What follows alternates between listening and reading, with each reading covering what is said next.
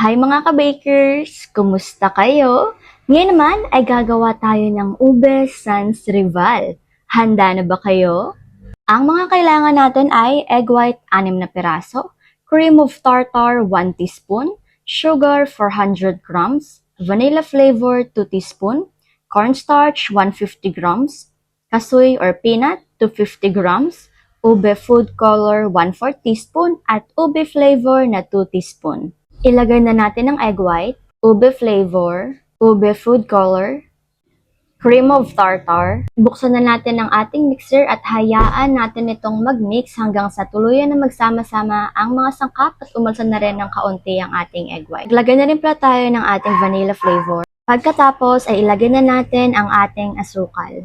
Hayaan lamang natin itong mag-mix hanggang sa tuluyan ng umalsa ang ating mga inilagay dito. Ayan. Pwede naman pong patayin muna natin ang ating mixer habang naglalagay po tayo ng asukal. Ayan mga ka-bakers, at kapag ganito na po naalsang-also na po ito, foamy na po siya, atin na pong patayin. At ngayon naman po ay atin na po itong pagkatapos ay ilagay na po natin ang ating cornstarch at ang ating peanut or kasoy. Ngayon naman ay atin na itong haluin ng haluin para naman magsama-sama na ang mga sangkap na ating inilagay dito at yung wala na pong cornstarch na nakalabas. Yan. Kailangan po nakahalo na po talaga ito mga ka-baker. At syempre, just take your time lamang din po. Pagkatapos ay atin na po itong ilipat sa ating piping bag. Yan, dahan-dahanin lamang din po natin. Okay, pag nalipat na po ay atin na nga po itong ilagay sa ating molde. Yung molde nga po pala natin dito ay regular size lamang po ito. Pagkatapos ang atin pong gagawin dito ay atin lang po itong shape lamang po natin ito na kagaya po ng shape ng ating molde. Yan, pabilog lamang po. Simula po sa labas hanggang po sa papaloob. Yan, ganyan po ang ating gagawin. Itaktak lamang po natin para po mawala pang bubbles. Ayan, at eto na nga po siya. Gawin lang po natin ito ng paulit-ulit hanggang po sa magawa na po natin or maubos na po natin ang lahat ng ating minix. Ready na nga po ito para sa ating oven. Ang oven temperature sa taas ay 130, sa baba ay 130 at ang baking time ay 60 to 75 minutes. Ayan, at eto na nga po sila mga ka-bakers. Tapos na po natin itong pinalamig. Ito po ay tinanggal na po natin sa ating molde at hinayaan po natin itong lumamig. Yan. Ito na nga po sila. Ngayon naman po mga ka-bakers ay gagawa na po tayo ng ating butter icing or sensible buttercream icing. O, di po ba napaka-cute, napaka-social? Ang mga kailangan po sa ating buttercream icing ay butter 450 grams, condensed milk 1 lata, cream cheese 100 grams, whipped cream 100 grams, ube flavor 1 and 1/2 teaspoon, ube food color 1 teaspoon. Ayan.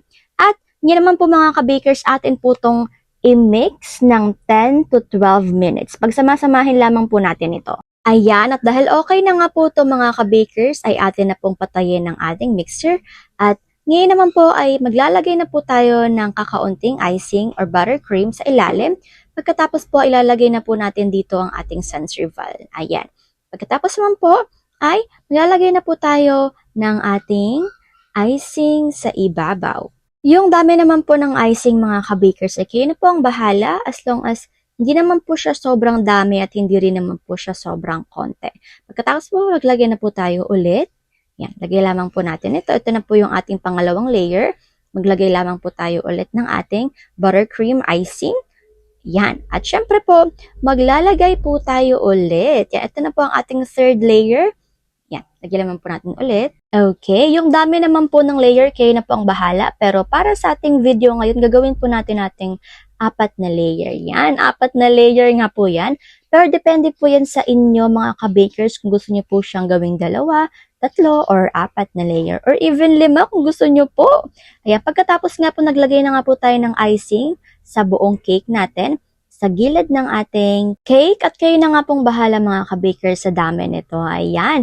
At syempre po, pagkat nailagay na po ang ating icing sa buong cake, kailangan nga po pala natin itong pantay-pantayin para po mas maganda po ang itsura nito. Pag napantay na, ay gumamit po tayo ng ating cake comb. Ayan. At make sure lamang po natin na lahat po ng gilid ay mayroong cake comb.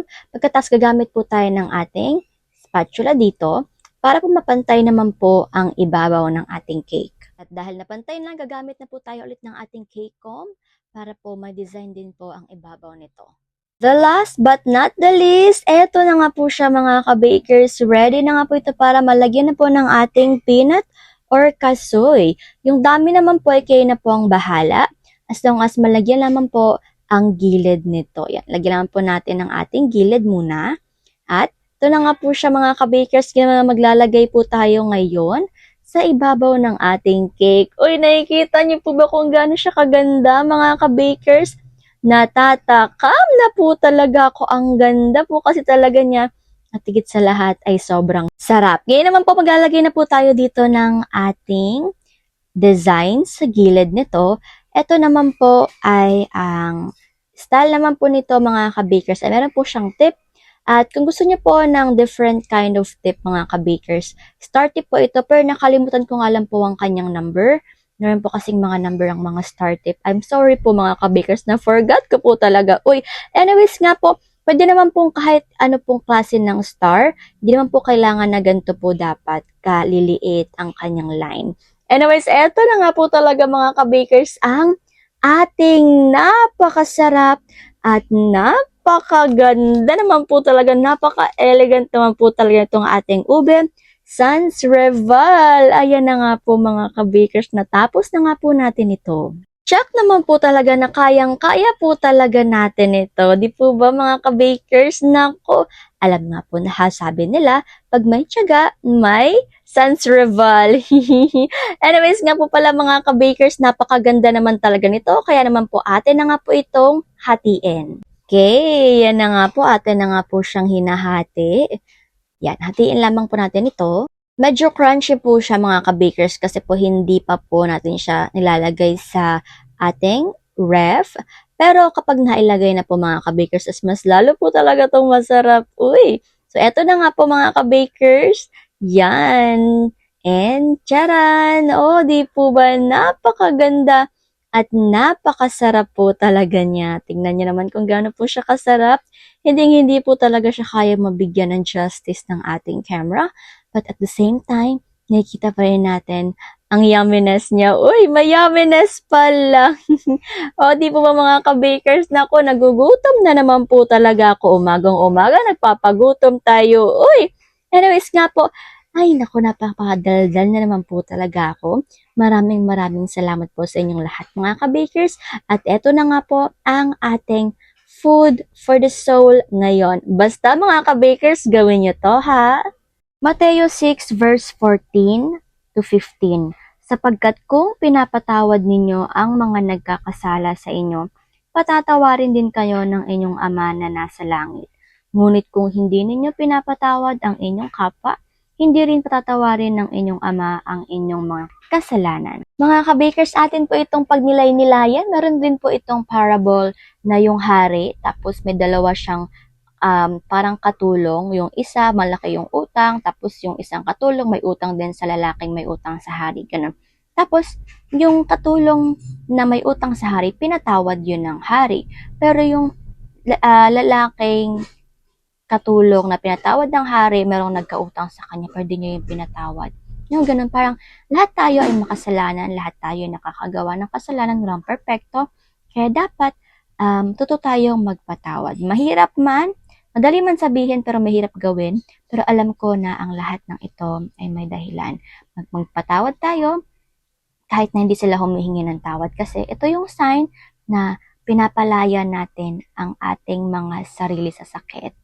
Yung freedom na kailangan nating palayain para sa ating sarili. Kasi pag nagpapatawad tayo, aminin man natin sa hindi, nasasaktan tayo kasi andun pa rin yung sakit. Kaya naman, subukan natin na magpatawad para makita natin at mapalaya natin yung sakit. Ibigay natin ito sa ating Panginoon.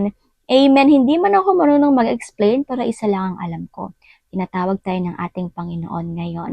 Hanggang dito na lang po muna ako. Paalam muna. Take care at higit sa lahat ay God bless.